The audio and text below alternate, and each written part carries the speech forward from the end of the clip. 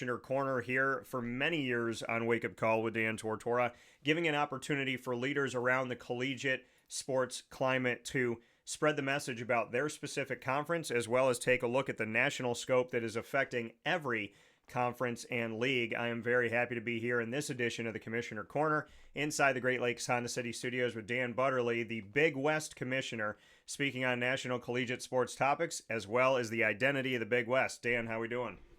Doing great, Dan. Thanks for having me. Excited to join you this morning. Yeah, I know it's been a minute since you and I got to get up and speak here, but I'm very happy to be able to do it again. And when I reached out to you, you got back instantaneously. So I just want to thank you first and foremost. In a world that desperately needs clear paths of communication, I appreciate the fact that you were on top of it and you got right back to me.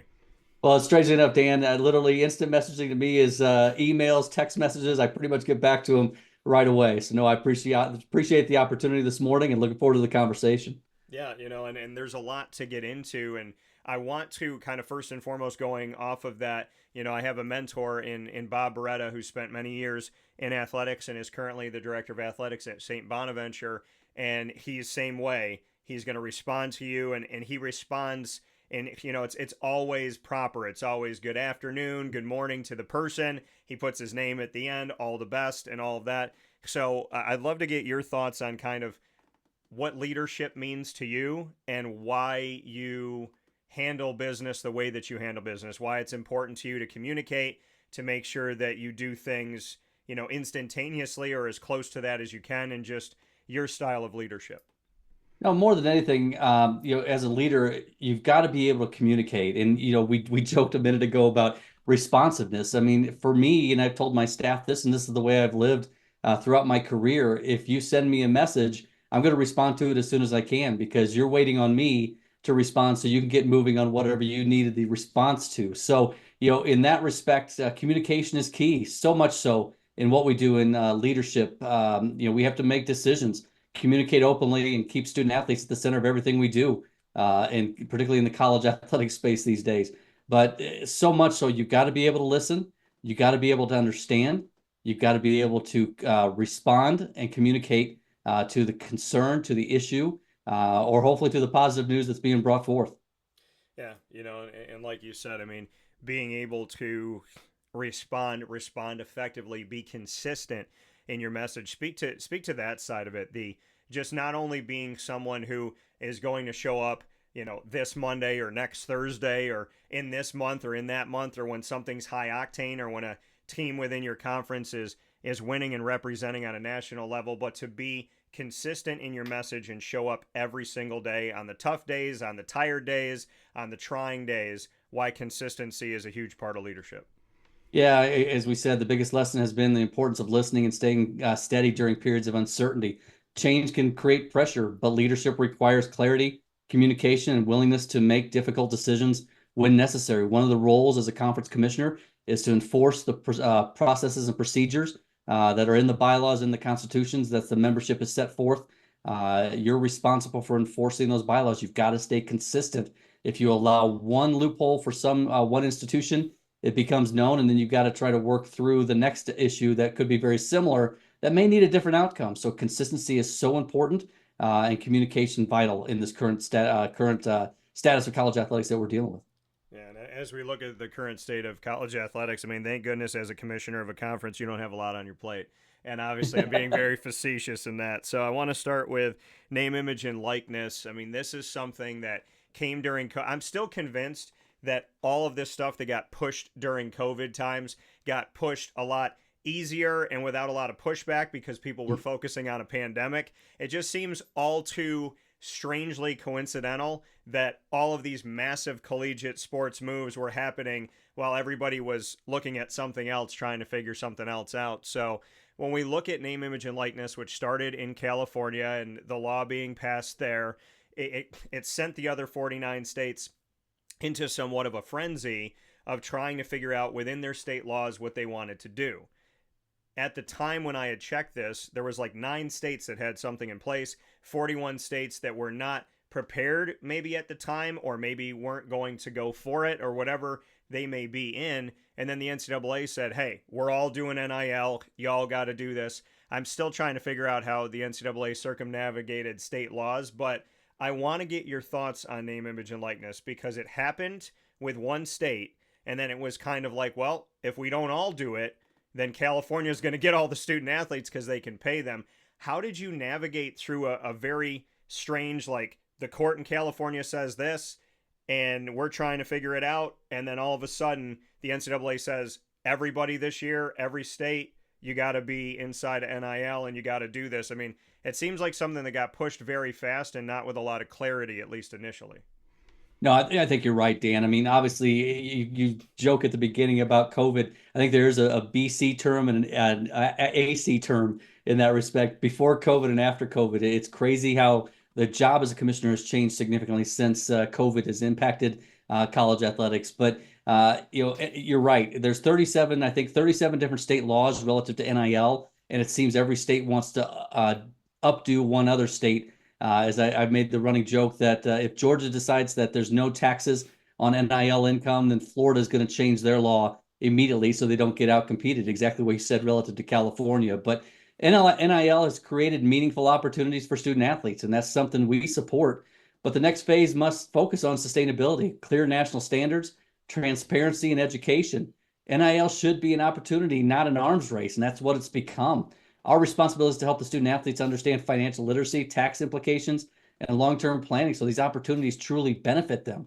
I was on the NIL working group, and we talked significantly about NIL is pay to work, not pay to play. And NIL has very much become pay to play with various language and loopholes that institutions have been able to create nationally. We've got the College Sports Commission that's working to monitor and control NIL, but still very much in its infancy and still very much being attacked by institutions or student athletes or even legal counselors or agents if their deals are held up for further review in that respect. So we've got to continue to have clear national standards, transparency, and education in what NIL is and what NIL should be. Yeah, I mean, and like you said, I mean, it's a great opportunity for student athletes. Majority of student athletes will never play professionally, so this is their time to earn with their name, image, and likeness. But you talked about sitting on an NIL group and going through this and trying to understand this. Where are we at now? Are we any closer to having universal language? Are we any closer to national parameters? From your opinion, where are we at right now?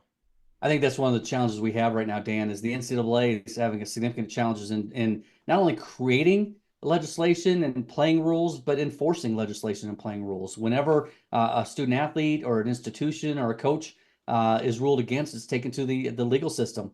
And that's the challenges we face. The NCAA continues to get sued on a daily basis for eligibility opportunities, for so many different things in that respect. But I think the challenges are, I've been a supporter of the SCORE Act. I've not really been, throughout my career, a proponent of federal involvement in college athletics, but this is a time that we do need congressional help very much for the NCAA to be able to create and enforce its policies, bylaws, procedures, and playing rules without the continued threat of legal issues. And I think once we can get some form of limited antitrust that allows the NCAA and our member institutions to do that, I think that's when we can further shape and provide more clarity on what NIL should be. Well, and you bring up the SCORE Act. What is it about the act itself that you really feel like is necessary right now? I think, again, the being able for the NCAA to be able to create and enforce its own laws, not laws, own rules and regulations, policies, and procedures in that respect. The continued legal threats that come forth are just overwhelming. I serve on the NCAA cabinet. I'm the chair of the NCAA Division I Men's Basketball Oversight Committee. I've been on both for about 5 years now. I'm on my 5th year on both those cabinets. And it really is a challenge to be able to work through legislation that makes sense, that eliminates restrictions, that provides health, well-being, and education, and so many great benefits that we've been able to create the last 4 or 5 years in the NCAA to improve the student-athlete experience in Division I, II, and III college athletics in so many ways. But again, those benefits continue to be challenged by legal opportunities. You've got student athletes that don't want to graduate, that just want to continue to play college athletics. at the ages of 27, 28 years old because they know NIL provides opportunity at this standpoint. So that's where federal legislation comes into play. The key is now alignment, making sure the policymakers, institutions, and conferences are working towards clarity and fairness in college athletics. What college athletics needs most right now is consistency, so everyone understands expectations and responsibilities. And I think that's one of the biggest frustrations of the coaches is trying to manage not only their administrators and the rules that are set forth, but also the student athletes and agents that they're dealing with every day on uncertainties as to whether there's another year of eligibility, another opportunity for a student athlete exists. I think that's where we've got to get federal help to help us in that respect. I think the SCORE Act does at least assist that process moving forward. Yeah, I mean, and on top of that, President Donald Trump signed an executive order, and I read through the whole thing. I actually read the entire order live here on Wake Up Call with Dan Tortora inside the Great Lakes Honda City Studios, and we spoke about this within the last couple of weeks of what this executive order truly says: protecting women's athletics, protecting Olympic sports, protecting student athletes from agents and some of the things that can be nefarious in that case. And then looking at the facts of giving another year of eligibility instead of having 4 years to play collegiate athletics, to have 5 years. And the only time that any red shirt, so to speak, could be utilized would be for military leave, for something with a religious vocation, or if there's maternity leave. So there's this new path of saying, okay, instead of giving you 4 years, we'll give you 5. These are the only these are the parameters, and these are the only exceptions. And then kind of marrying the two of what we had before and what we have now, which is right now anybody can transfer 100 different times and play immediately, where in the past you had to sit out a year. If you transferred within certain conferences, you had to sit out 2 years. Now we're looking at an executive order that says, hey, the first time you transfer, you could play immediately. After that, you have to sit out a year. So it marries those two and hopefully keeps student athletes from going to 4 schools in 4 years, 5 schools in 4 years, or whatever it may be. So I'd love to get your thoughts on the executive order as far as first time transfer, play out right away. After that, sit out a year, looking at protecting women's sports and Olympic sports, and of course 5 years instead of 4. I know it's a lot to digest, but the executive order essentially leaned on those pieces.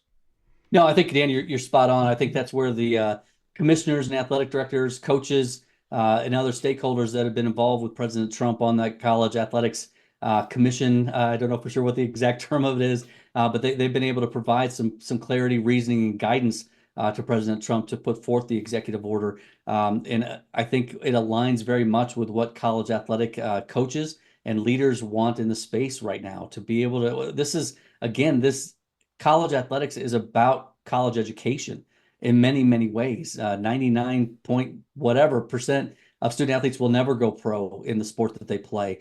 And we have to be about getting that student athlete a degree. It's about, as coaches usually use, and I've used it in the Big West many times, it's about 4 years to live 40 more in that respect, to have a great career coming out of athletics and coming out of college, and using athletics as that portal to be able to get that. But I know the cabinet, you've hit it, Dan, you spot on hit it relative to what the cabinet's been focused on, this new eligibility piece relative to you get 5 years, and there's not a sixth. So if you are injured 3 of those 5 years and you only get 2 years of competition, that's your time period. The clock starts upon your high school graduation or the age of 19, whichever is the first available, depending on when you graduate high school. But you do basically have that 5 years to complete 5 years. And it's no different than high school, Dan, in that respect. You get 4 years to play 4 years in that respect. If you get injured and you lose a season, you still only get 4 years. So we're trying to be able to establish some things that protect not only college athletics, but protect high school student athletes that want to get a college education as well, not just international student athletes that may be older, particularly in the basketball space, where we got 23 and 24-year-olds that have been playing semi-pro ball in Europe to try to come into the college athletic system to make some money. Yeah, and to the transfer portal, are you for a system that marries the old and the new, where first time transfer, play immediately, every transfer after that, sit out a year? I am. I mean, the transfer portal's created flexibility, and flexibility matters. But what we're learning now is that structure matters just as much as freedom. Student athletes benefit most when there's balance, mobility when needed, but accountability that supports team continuity, academic success, and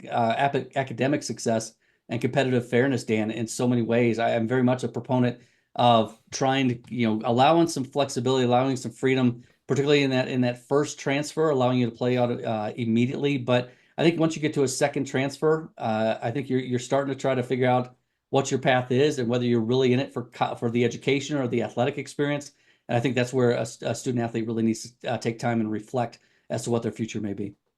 Yeah, I mean, thinking about the student and student athlete, actually wanting these kids to get an education. The more you transfer, those credits don't transfer with you, and these kids might be in school for many, many years beyond that if they were to want to get a degree. Here in this Commissioner Corner with Dan Butterly, coming to us from the Big West. I have to ask you this because I am big on logos. Obviously, my sun rising out of the coffee cup for Wake Up Call. I spent a lot of time on why I do what I do and what the logo looks like from far away as well as close up. So I know the Big West has gone through a transition over the years of what this logo is going to look like, and I'm a big fan of it. So I have to ask you about the team that was together that you kind of leaned on to figure out what the Big West's identity was going to be and why you chose the Big West to look exactly like it does right now. A logo that I definitely think catches the eye and is something worth putting on a hat or putting on a t-shirt. No, I appreciate that, Dan. I credit Tom Davis, our Chief Marketing Officer at the Big West, for leading this initiative as soon as I hired him back when I got hired at the Big West. Tom led an overhaul of our branding, trying to understand where we were heading in many ways. The tagline at the time was leave a legacy. And I just felt that was why leave a legacy? It's just not motivating at all. So we got a group of athletic directors, senior women administrators, faculty reps, marketing professors, student athletes were heavily involved in the process. We had presidents and chancellors involved in a committee that looked at the brand, the overhaul.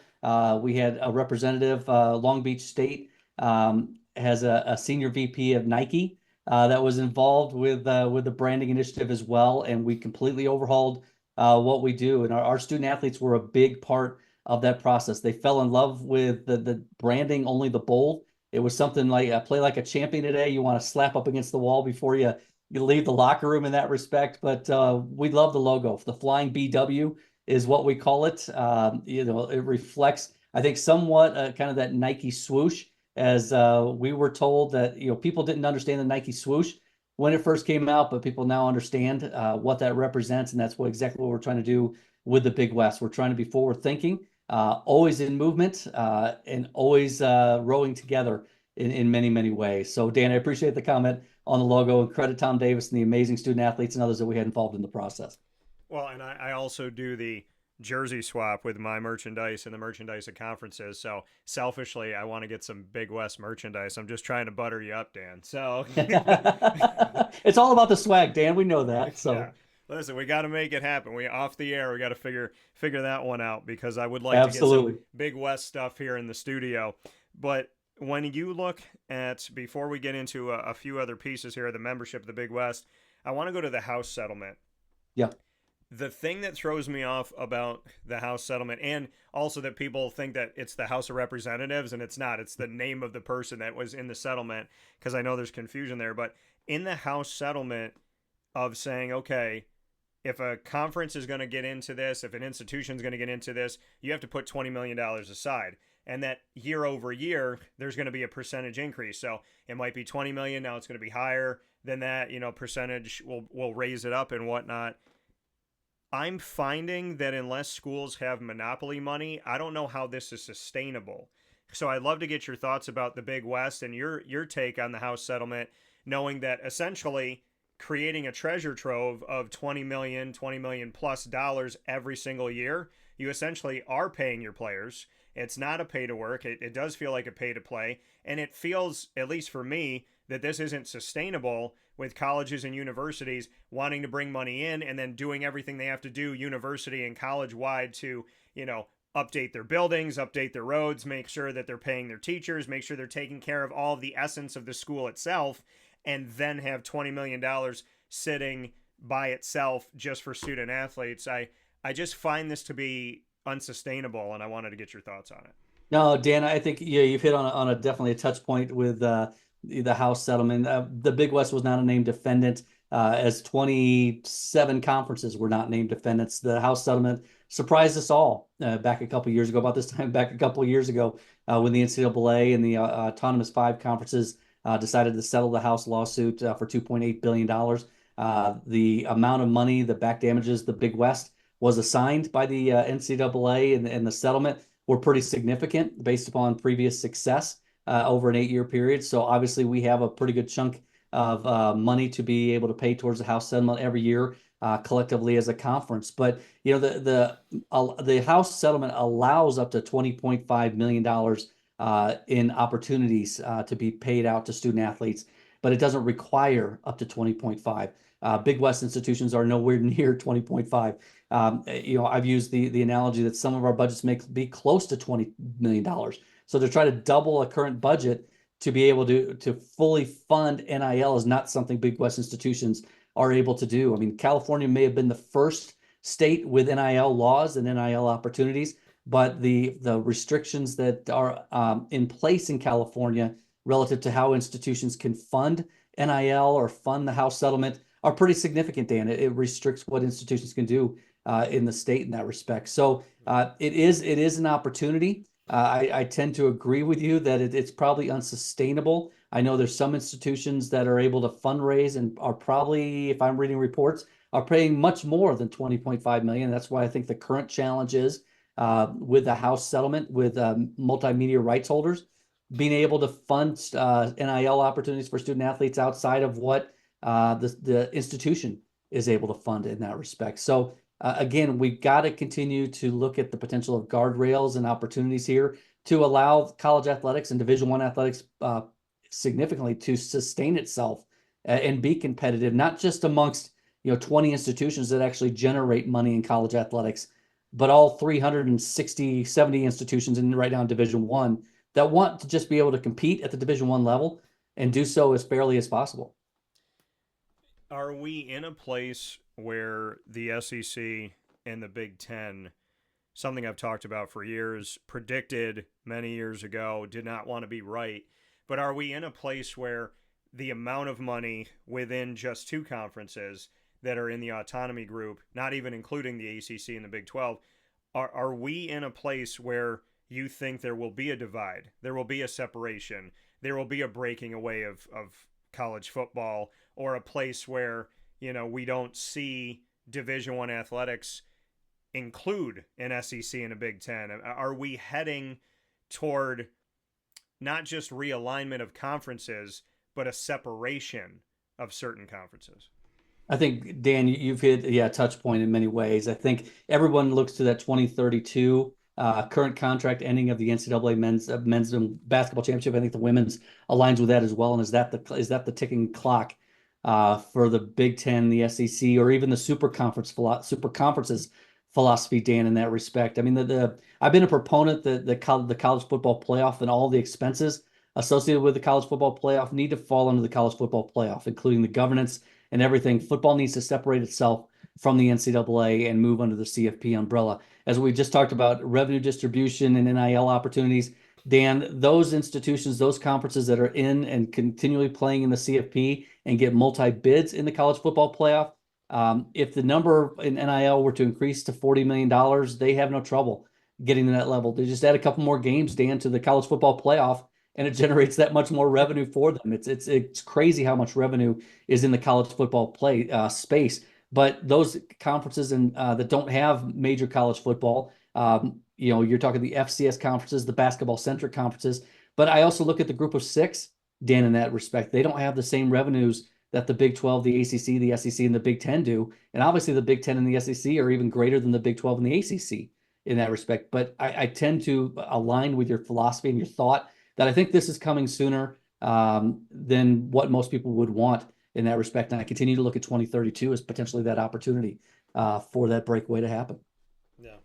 Something, like I said, a lot of predictions I made in the last 8 to 10 years. Do not want to be right on a bunch of these, but they are coming true. So, yep. Dan Barley, very much so. Commissioner of the Big West, I do want to get into your membership here.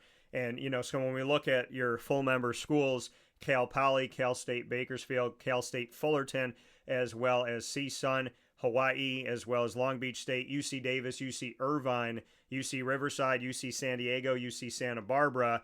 And we do know you have an affiliate member in Sacramento State in beach volleyball and men's soccer. But coming here in 2026, we are going to be welcoming Sacramento State in full membership to the Big West, as well as Cal Baptist and Utah Valley. So just what you can say to the identity, the membership of the Big West, and the state of your conference. No, I appreciate that question, Dan. The Big West today is defined by alignment, purpose, and forward momentum in many ways. We have high achieving academic institutions committed to the student athlete experience and success, academic achievement, and competitive excellence. We win national championships in the Big West, or we're competitive in national championships in many, many Olympic sports. The addition of Cal Baptist, Utah Valley, and Sac State reflect institutions choosing to be a part of a conference that values intentional growth and shared direction. We're not afraid to share our values, where we're heading, and the philosophies that we have moving forward. Those are all available on our website. We don't hide from that. We aspire to that. Our strategic plan is also up there. So as Western realignment continues to cause changes in all, the Big West, the Big Sky, the West Coast Conference, the Mountain West, and the Pac-12 have all gone through significant realignment. I'm excited about the future membership of the Big West, our continuing members, and our new members coming in, because I believe this group is aligned. We are moving forward and excited at where we're headed. To be a conference that is adding in the current state of affairs as opposed to just losing and trying to figure things out, just what that says about being advantageous and the strength of the Big West, that we're speaking on additions and not subtractions. Absolutely. I mean, our vision is centered on intentional growth, national visibility, and meaningful opportunity, particularly for our student athletes.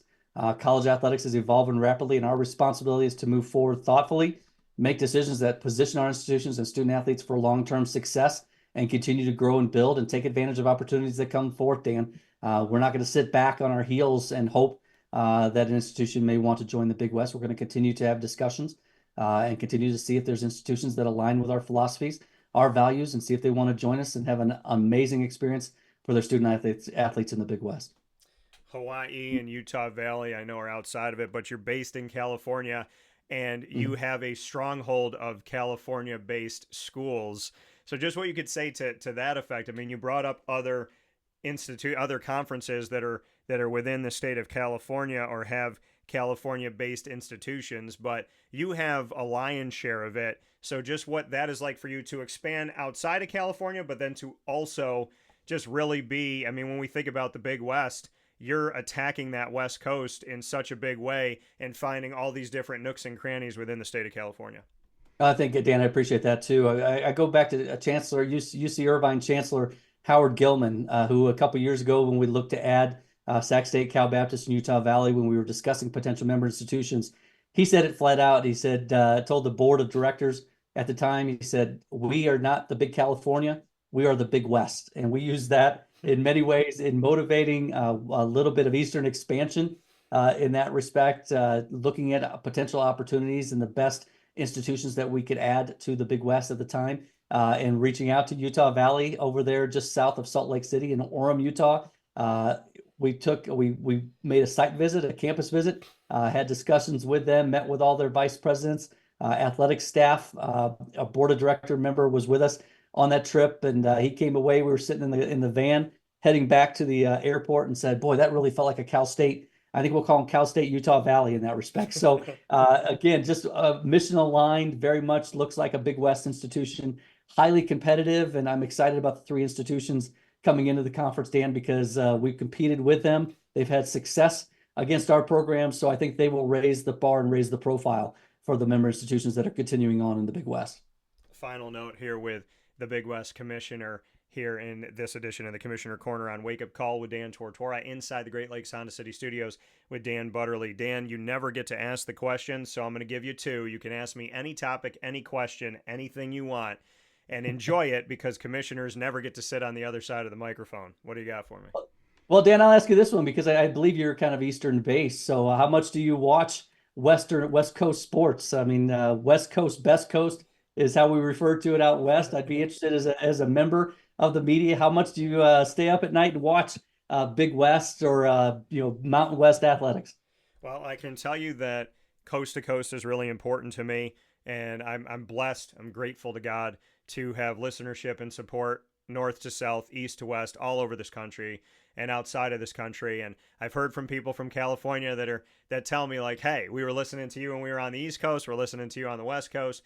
I was just out. I have a very close friend who was the dean of students at my alma mater, Marywood University, years ago, who was out in San Diego. So shout out to Donald Godwin. And Donald had been asking me for a couple decades, can you come out to San Diego? I want you to come out. I want you to experience this.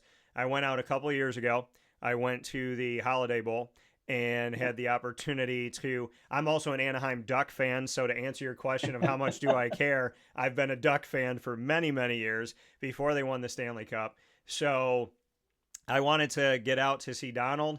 I absolutely loved my experience in San Diego. I'm part Hispanic, so to be able to try the food out there, tried cactus for the first time in my fajitas, and got to just tour San Diego and do a lot of fun things there. Went to Disneyland, had been to Disney World, and I'm actually thinking about coming out there within the next few weeks to I actually reached out to Donald about coming back. So how much do I pay attention? I pay attention all over the country and definitely have some vested interest with my Ducks on the West Coast. But yeah, I mean, I love covering sports and I love when it's 10 o'clock at night on the East Coast and I could turn a game on and it's just beginning. So to answer your question, I very much involve myself. And like I told you, I like that Big West logo way too much. So I got to pay attention.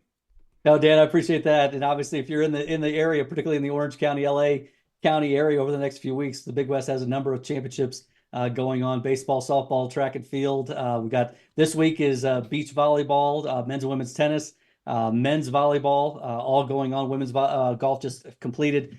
Dan, I hate to tell you this, women's golf just completed the championship yesterday in Maui. So I know that's a tough life out west, but I'll ask you one more question, Dan, because I haven't been able to ask this as a member of the media. With all the things that are going on in college athletics right now, what's the one that you're most concerned with as a member of the media? That's a good question. I mean, I wrote an article a couple of years ago about everything happening with the NCAA and a prediction that I made. And I reminded people that about 8 years ago, a little over 8 years ago, I had said on this show, I said the NCAA 5 to 10 years from now will either be very different than we know it to be right now, or it won't exist. And when I made that prediction, it was based on things that didn't even have to do with the portal and NIL. And now, 8 years from that prediction, being in that window, I see a lot of things coming to light that are disparaging because it's making that prediction true in a lot of ways. And so I ended that article by saying, if you do not build a fence around the barn, you will chase the horses every night. And I feel like that's exactly where we are. The portal and NIL are probably the biggest things on my mind. I do believe student athletes should make something. I just believe there needs to be parameters. And for someone who built a business and put my name on the door over 13 years ago, I've thought about this and I was like, why don't colleges and universities or conferences have me come in as a guest speaker and speak to name, image, and likeness, because I've built my entire brand by myself. So like I can give the education to these student athletes. I can talk with them about what I went through, how I did it, the things to look out for, the people to trust, what you should be asking, the questions that they wouldn't even think to ask. Like I've learned so many things through trial and error that I actually feel like I could be an asset to a conference or an institution about name, image, and likeness and how you go about branding yourself and understanding that you don't just take something for the money. It has to make sense. It has to be something that 20 years from now, you're okay that you connected yourself to that brand. And what did that mean for you? I can't lie. Like Great Lakes Honda City, that's where I buy my vehicles. That's the studio partner. If I'm driving a Ford, I can't support Honda because that doesn't make sense. But there's a lot of Yep. people that don't think about the mechanics of that and, you know, the loyalty and the honesty that comes from branding yourself and how you go about what you do. And if you're controlling the message or if the business that's working with you is controlling you and the message through you. So I really honestly feel like I should be doing something with conferences that allow me having a little bit of a tour as a guest speaker to say, hey, the information I give you at worst can help you a little bit. And so that's probably something on my mind because I think it's creating another part of my business. And just the portal. I mean, we're Yeah. teaching kids to run from adversity, run from accountability, run from responsibility, which is going to create an America of a bunch of people that don't know how to deal with real life, which is going to lead to the demise of a lot of things that we're already seeing. You know, we go to restaurants and there's 10 open tables, but there's an hour and a half wait because there's nobody there to work those tables.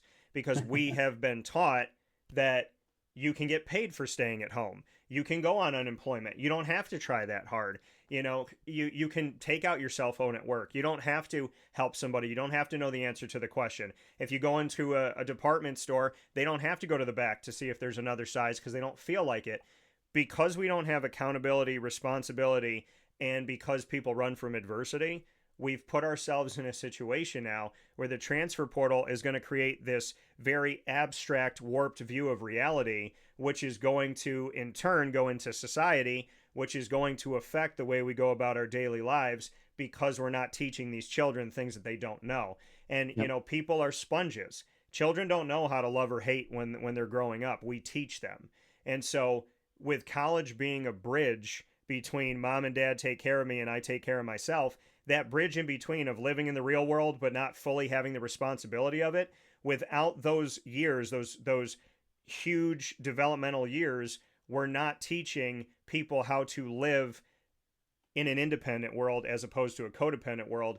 And I think that we're seeing the consequences of that right now. So honestly, I think it's those two things because I see them in everyday life, and I don't fully blame the student athlete or the student as much as I blame the adults that are not creating the parameters and the rules and the regulations that are putting that fence around the barn so that these horses are not running every night and we have to go find them.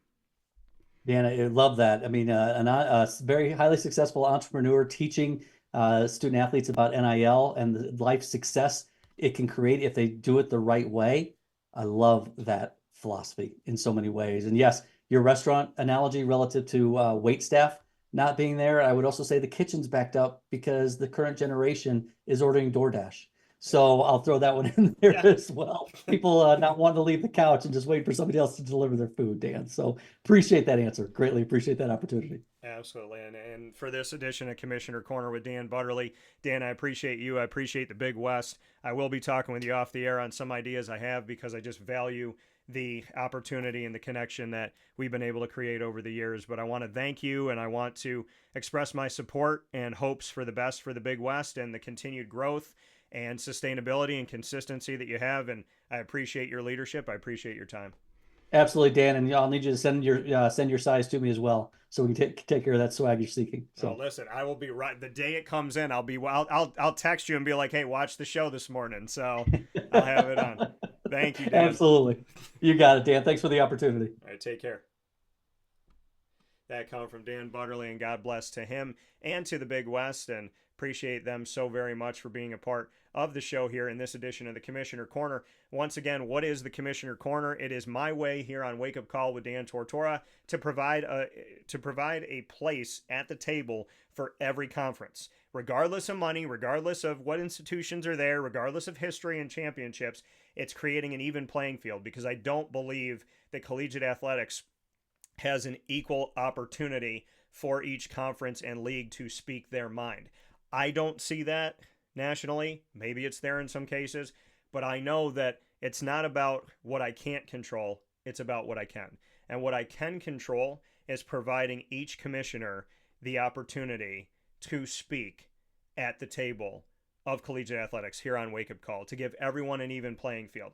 I can do that on my side. I can't speak for what others do or don't do, but I can create a world where I reached out to every conference, and the conferences that get back and want to do it, great. And the ones that don't want to have a seat at the table and don't want to have a conversation, I mean, that's their prerogative. But for people to know, there's 32 conferences in Division I athletics, and I do everything in my power to reach out to all of those 32 and provide an experience like the Big West had today, where they could speak on national topics as well as their conference itself, in the hopes that we can make a difference. And if nowhere else, at least here on Wake Up Call and through Dan Tortora Broadcast Media, we can create an equal playing field, a seat for everybody at the table, and an opportunity for everyone to have a voice in the current state and future state of collegiate athletics. With that being said, we'll take a step aside here on Wake Up Call with Dan Tortora, and we will be back momentarily to wrap up today's show where sports meets life. I thank you so much for tuning in and being here with us. Cannot say enough about your support of Wake Up Call and being happy to be inside the Great Lakes Honda City Studios.